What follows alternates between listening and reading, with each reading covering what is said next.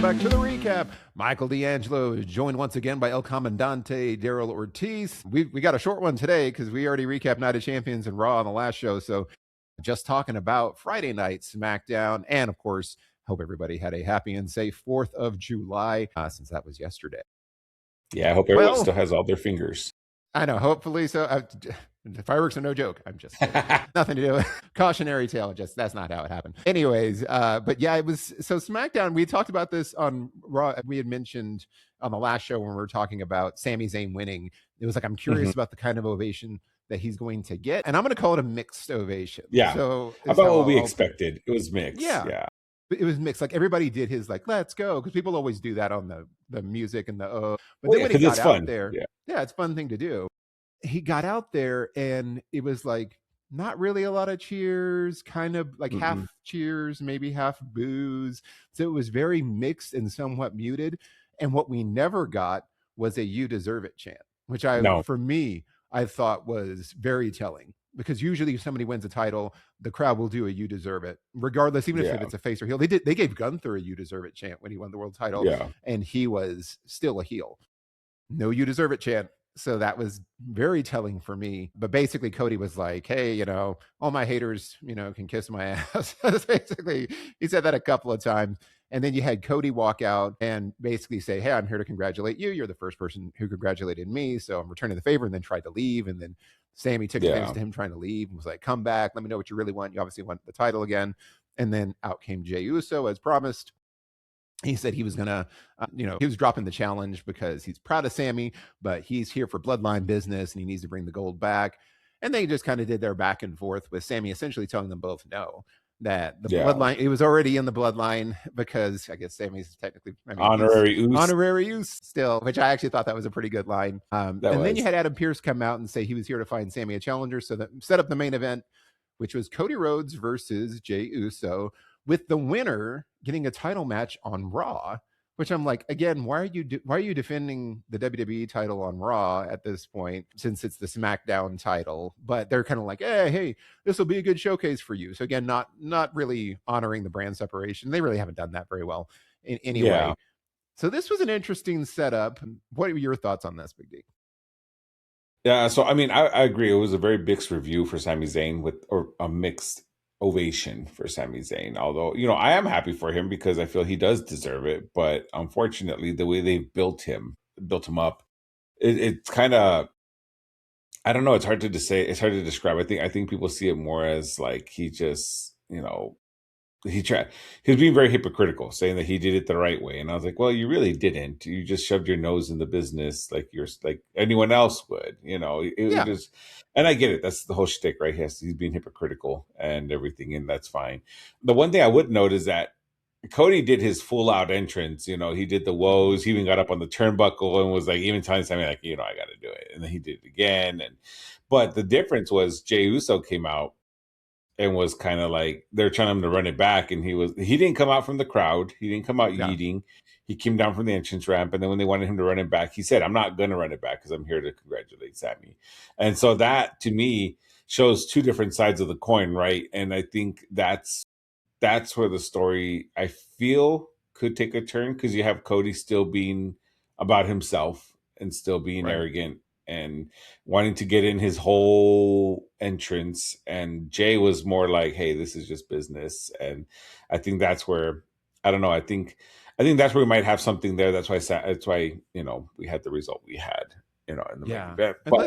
And let's skip ahead to the main event, because it says we'll keep in the same mind frame. So it was a really good match. A lot of false finishes, a lot of kicking out of finishers, which is what we expected. Ultimately resulted in Cody Rhodes winning and becoming the number one contender again.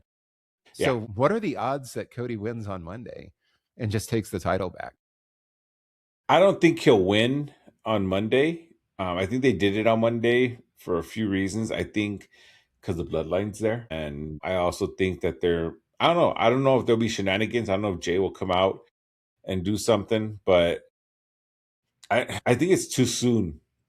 I feel like they're tempted to pull the trigger on him dropping the titles early because, of the mixed reviews the mixed ovations he's been getting, Sami has. But I don't feel it's the right time. I feel like Cody needs to lose this one, and I feel like they just need to pull the trigger and turn Cody heel. I think they've been trying to like flirt with the lines with Sammy on whether he's a face or a heel, but I think they should leave Sammy as a face because Sammy's not a very good heel.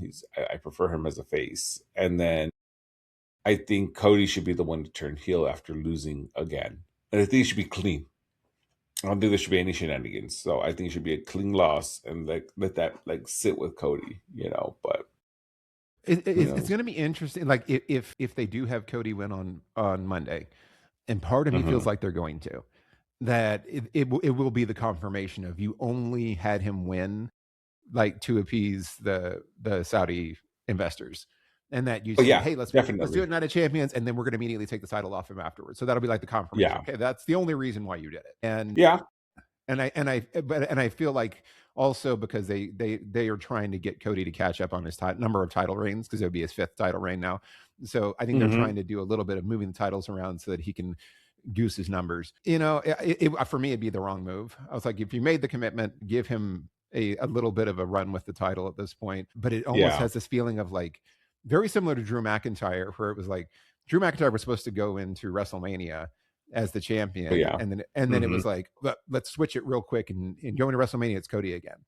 So I feel like it's going to be, let's switch it real quick and going into SummerSlam, it's Cody again. And it's like, guys, are we going to do this again? So there's a certain, I have a bad feeling about that. I mean, like I said, I really don't want them to drop it to Cody. I mean, if they're going to have Sammy drop it, have him drop it to somebody else at this point, because it's starting to turn stale. It's starting to turn like, you remember what was it? I think it was just like last year or the year before, where the women's world title kept rotating between Rhea and Charlotte, and I think it was Io. It just kept rotating between them three, like constantly, and it's just like it gets old. So I think Sammy should stay as champion, and I think this should be the catalyst to turn Cody heel, and then from there it should and build for SummerSlam.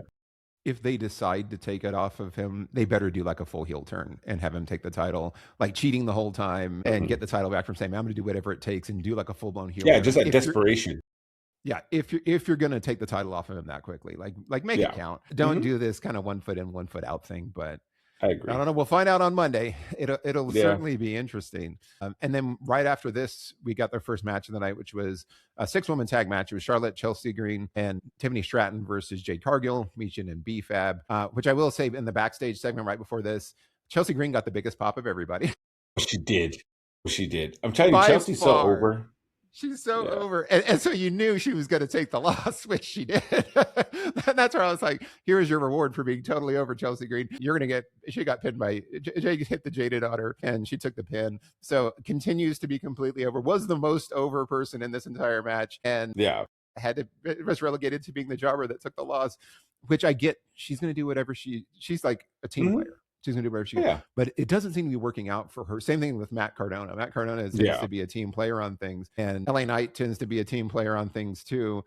And it doesn't really seem to be working out for all of them. It seems like the folks that are either have, nepotism working in their favor, or they're just not willing to do certain things, somehow always get the rub. But this was a fine match. It was okay. Yeah, you know what? One thing I did want to highlight was, it surprised me, was when Jade was going to get the Jaded on Chelsea the first time, and she reversed it into a roll up. That was actually really cool. The way she did it, like, that was really cool. They actually got to let her, and I will note, they got to let Chelsea kind of show off her ability a little bit in this match, more than what we've seen before. We've been able to see, we saw her do some more high flying moves and do some more, high risk stuff, which was really cool to see. And the fact that you could tell the crowd was super into it, because she was able to knock these moves out very cleanly. I think she had a poison run off the top, and it was really good. It was really good for her. Well, and you've mentioned Chelsea Green's great. She's been wrestling forever, and she was great in Lucha Underground. It's just one of those things where I think they've had her be too much of like the comic relief silly person that they because she can, you know what I mean? Like she can pull that off too. And that's, to her credit, that's just another card in her hand that she has and that she can do. So, I mean, it's good. I mean, it's a shame that, they're not, based off of what Michael Hayes said in Unreal, it doesn't look like they're ever going to see her as like a women's champ, like main champ, but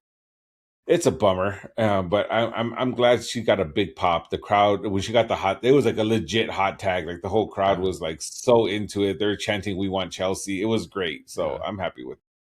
Yeah, I mean, she represented herself well.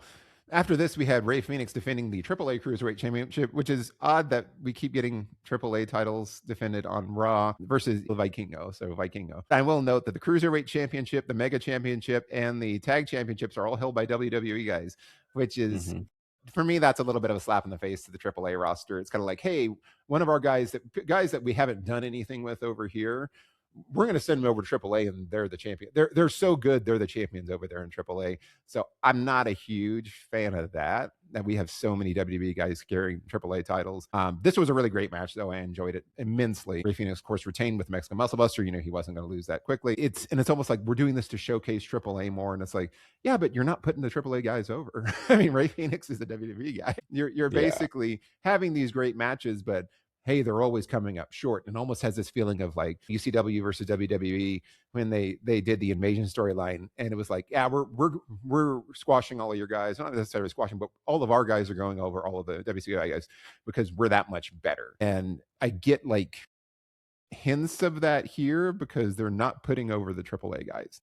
And I mean, they're not doing it to sabotage them. They're just like, we're not going to make our guys look weak. Not just that. I feel like this match is a little bit different just because of the fact that if you think about it, Rey Fenix has been primarily featured in AAA. He hasn't been on SmackDown in a while, as far as like other than defending his title, right? But before his title reign, he was pretty much gone from WWE. So, and it looked like, what was it, yesterday? We had the AAA show. It looks like Damian Priest is showing up there now too. So I mean, they're probably going to make Damian Priest their champion sometime soon. But what would he be like? What other titles do they have over there that are up for grabs? Because Vikingo is what, the North American? Like, what is Vikingo?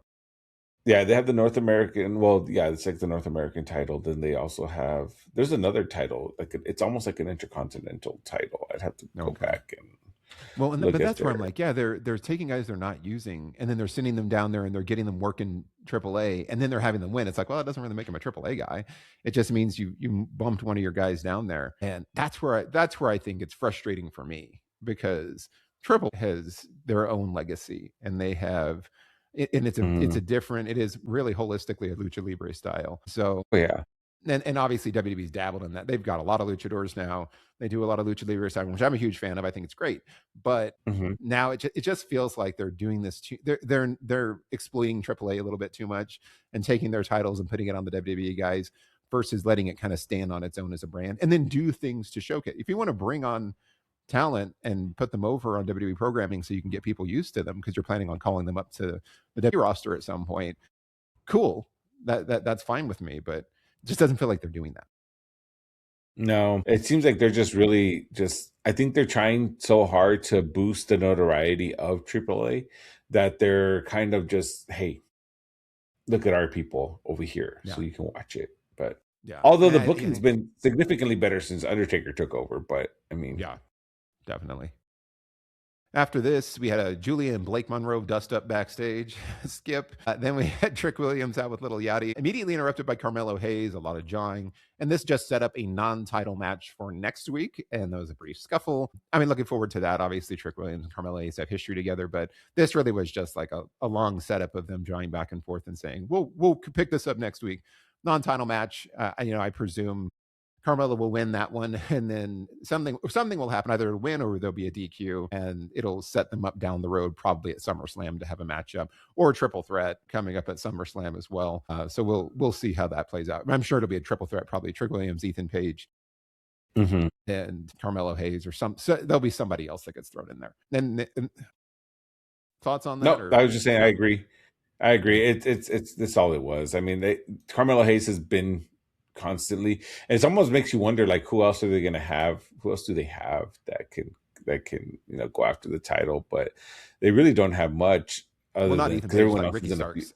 I was like Ricky Starks. Yeah. So Ricky Saints. That's kind of Ricky Saints. Well, yeah, he's not Ricky Starks anymore. Ricky Saints. Ricky Saints is huge. I mean, yeah, and I mean that's really. I mean, if you think about it, it's really that's really it. I mean, it sucks because there's so many wrestlers on the SmackDown roster that it's hard to Well, like. yeah, and I'm thinking, there's so many guys now that were really, really good. What happened to Ilya Dragunov? Yeah. He came back from injury and just vanished. He quickly got the title back, quickly lost it, and then quickly vanished again. And then after this, we had Danhausen with Zombie Miz and Zombie Kit Wilson now, and he's apparently wrestling JD at Saturday night's main event, and he'll have special backup from New York, which I'm guessing is going to be like one of the players from the Knicks or something. Jalen Brunson.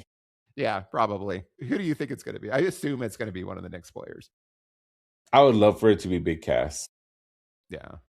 I mean, that would be cool. Is Big Cass from New York? Mm-hmm. Well, they're from Staten Jersey, Island or Long Island, Staten Island. Jersey. Okay. Yeah, Jersey. Sorry, Jersey. But Danhausen, he confuses everything. That's why I was saying, Yeah. Well, that's he's why probably saying New York. A special friend from New York. I got backup and all this stuff, and it was like it would be cool if they showed up as his backup. That would be. It'll be interesting. And then hanging on to hope. Hang on to hope. Brie Bella and Paige were out next. I keep forgetting that they're the women's tag champions. Brie had a one-on-one versus Lainey Reed from Fatal Influence. Of course, you had interference from Fatal Influence, and Lainey Reed got the win. This is probably the feud that I care the least about. Yeah. On either of the shows. They just haven't done much for me in terms of getting me excited about the women's tag titles.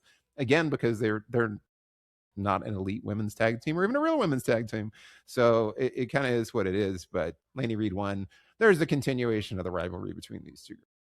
Yeah, I mean they're clearly trying to build one of those old generation versus new generation feuds, but at the same time, it's kind of like everyone's so done with Brie Bella and Paige as the champions because although they do get pops because of their historical input and their efforts from prior years, it's not the same as having like someone new and fresh at the title at the helm, right? So it's just I don't understand how they're still champions and they never defend the titles. Although, yes, I know we can debate that there have been plenty of other champions that have not defended and never defended and stood long times between defenses. And I get that, but this is a women's tag team titles that there are so many women out there that can totally team up and have the titles that are actual tag teams, and they just don't. They just have them still, and it's like, well, and all the tag teams at this point have really just been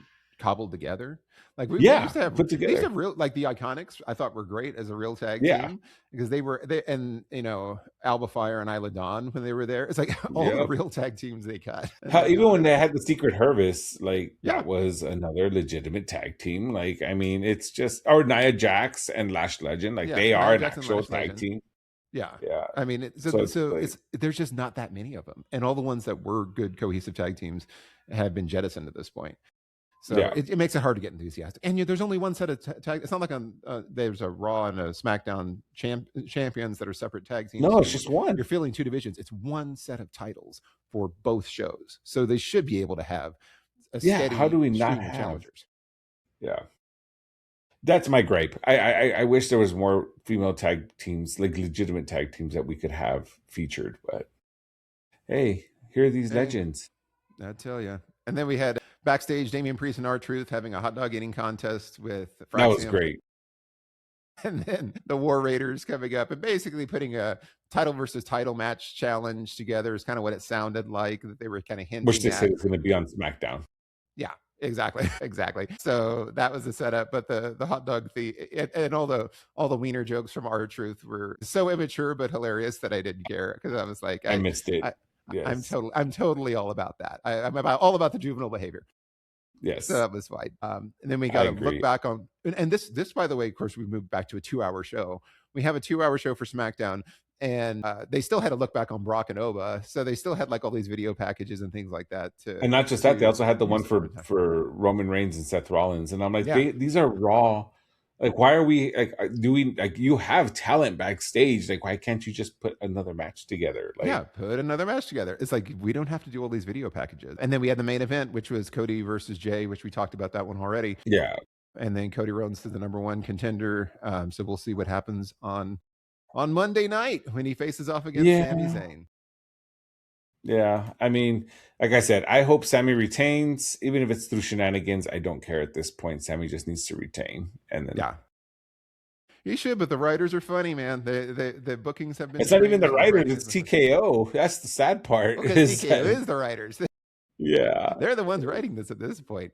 But yeah, that was it. Short and sweet, everyone. We just had SmackDown to cover, so we'll find out.